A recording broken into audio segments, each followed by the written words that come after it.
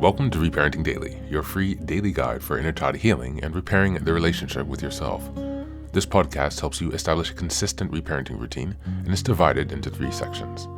The first is the daily reading, the second is a discussion of the reading, followed by suggested journal prompts, and the last section is peaceful binaural beats meditation for closing.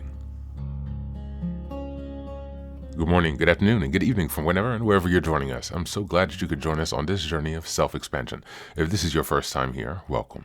As a celebration of passing episode 700, I've opened a free membership tier for the Patreon community so you can access additional resources and join the weekly Zoom calls for free.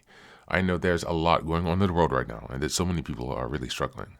My hope here is to still encourage others to continue the work on reparenting and to offer a free community where people can come together and do that.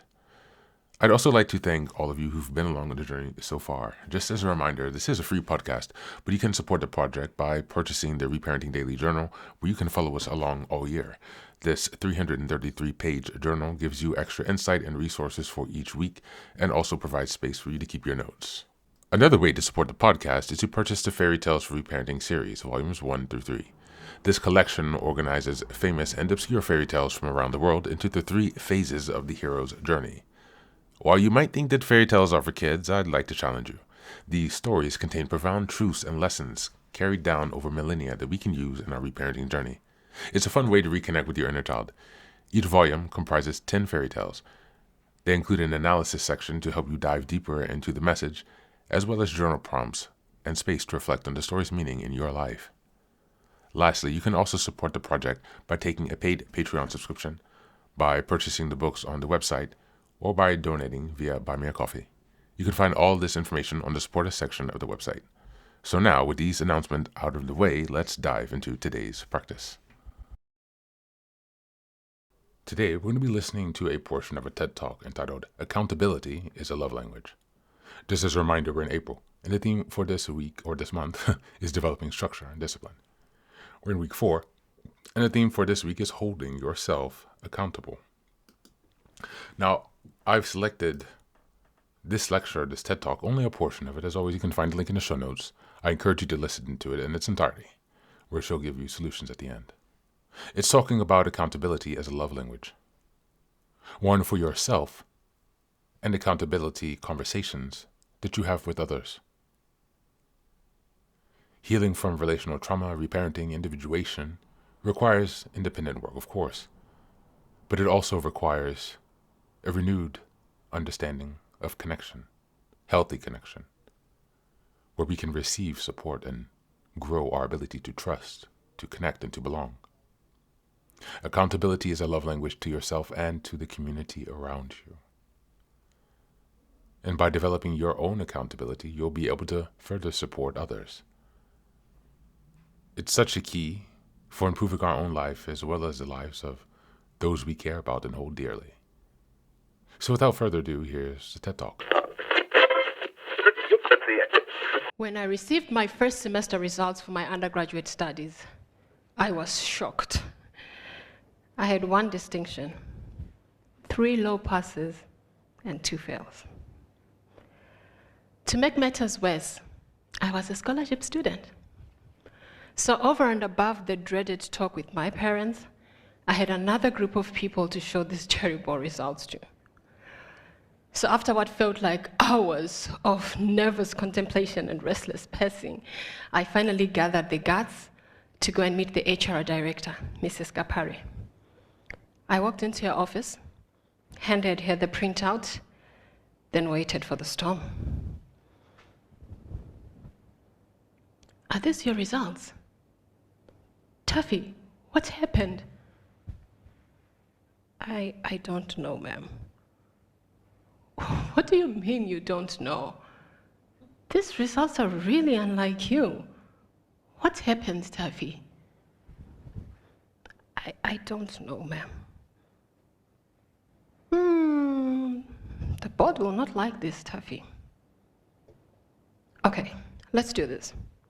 Take the weekend, go figure out what happened, but most importantly, come back to me with a plan on how we're going to make sure that this can't happen again, Tuffy.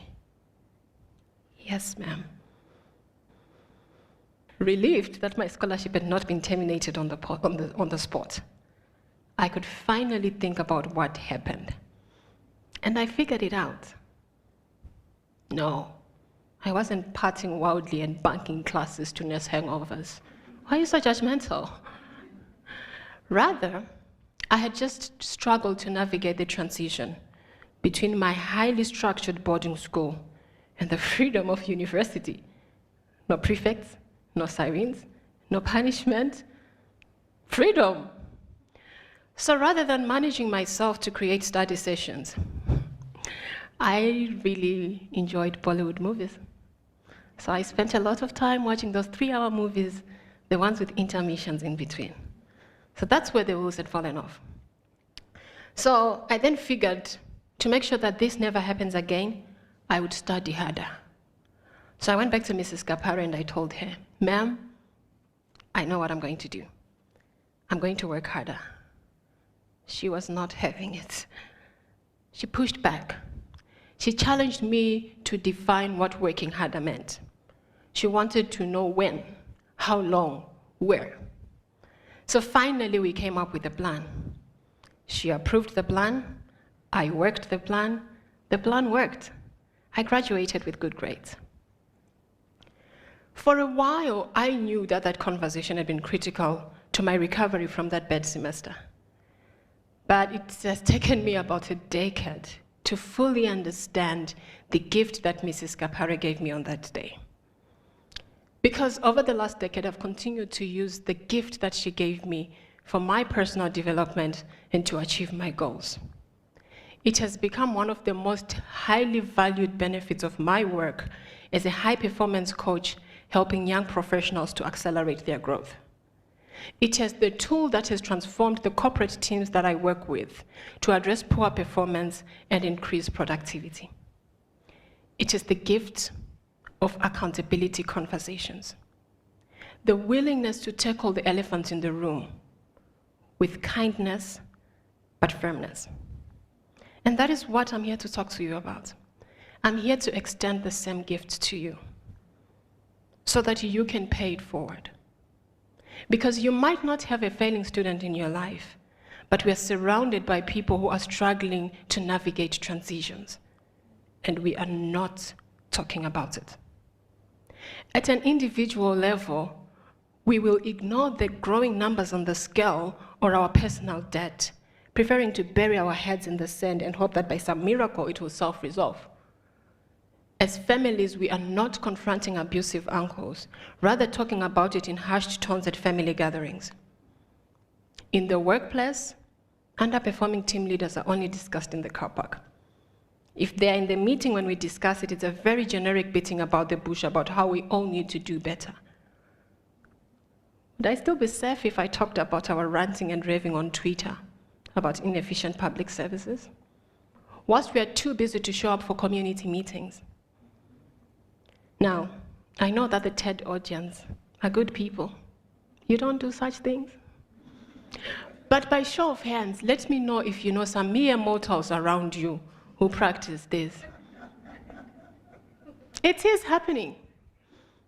And initially it might look a bit harmless. Except when we pay attention, we recognize that there's a price we are paying. Because the ignored numbers on the scale add up to become an early death due to weight-related medical conditions. The personal debt escalates and ends up in repossessed properties and kids kicked out of school.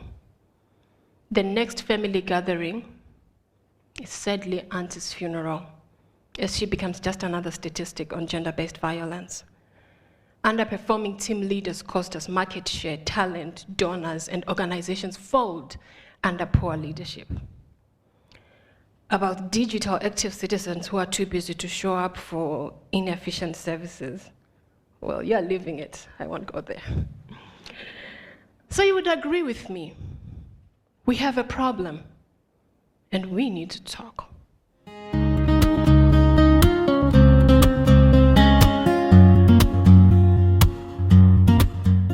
Hey guys, welcome back. I hope you enjoyed this TED Talk, and I hope you'll listen to the remainder of that, where she continues giving us some tips.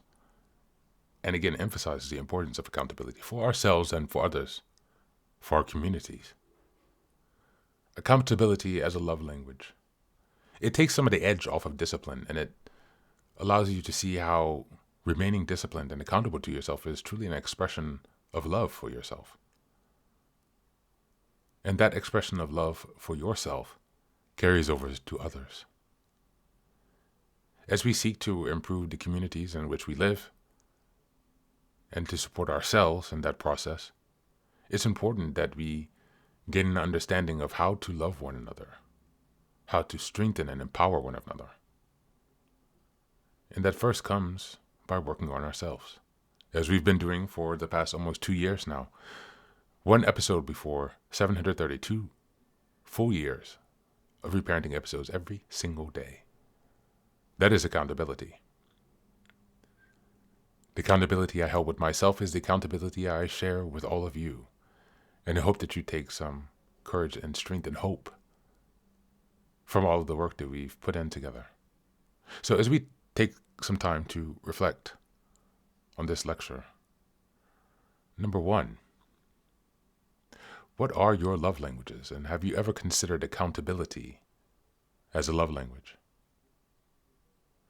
Number two, do you currently have an accountability partner, or have you ever had one? If you don't have one, who might be a person to ask and to begin to have those accountability conversations with? And number three, in which area of your life do you most require some assistance with accountability? Whether that's more internal resources or even some external resources or support. Which area of your life do you most need to make a change in terms of your accountability? And what do you need to settle in your new desired reality? That's it for today. As always, thanks for being here. Take care of yourself and please do be well. And let's get ready to celebrate episode 730 tomorrow for 2 full years of reparenting.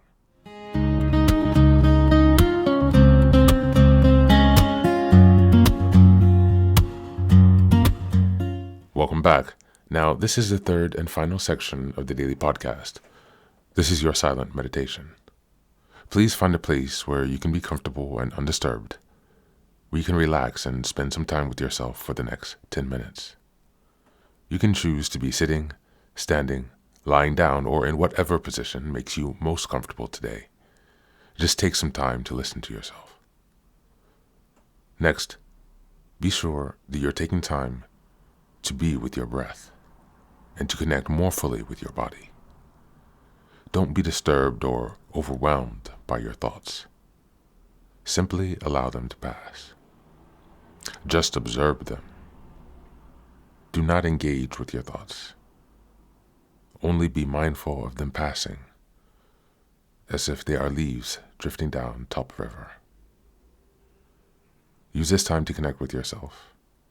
Whatever time of day you are listening to this, namaste.